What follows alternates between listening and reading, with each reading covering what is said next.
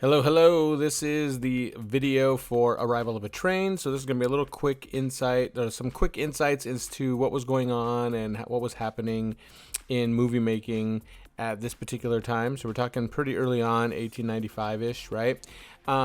Louis and Augusta Lumiere, they were French filmmakers, right? So there's movie making going on in the United States. There's movie making going on particularly in France, right? And these two brothers were inspired by Edison's work here in the United States, and they invented a machine called the cinematograph that could record and develop and project their work, right? So they were the first group of they were the first people to actually project to a mass audience a series of small short films. Okay, so the one that we're watching, Arrival of a Train, is one of several films that they made.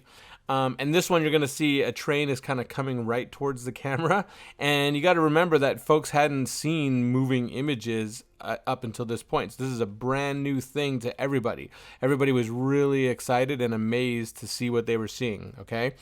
And some people were actually scared, thinking that the train was actually going to hit them as it was coming towards the camera. So that's pretty wild to think about, how far movies have come. And this stuff that you're watching is actually from the very beginning of cinema history. And it's actually that they're more inventors than they are filmmakers, right? Like they're inventing a new thing that doesn't even exist or hadn't even existed until now. These are all single shot stories, for I guess lack of a better term, right? They're not really full stories, but they're actually single shot events that are getting shot, and they were called actualities. So all these little single events, it was like, a guy watering his lawn, or people, what are called people exiting the factory or leaving the factory is the name of one of one. So that's just people leaving work. This one's called Arrival of a Train. People dancing, just all kind of slice of life type stuff. And they're very, very short, and they were called actualities. And it's almost like a precursor to kind of the documentary, right? That's what actualities actually were.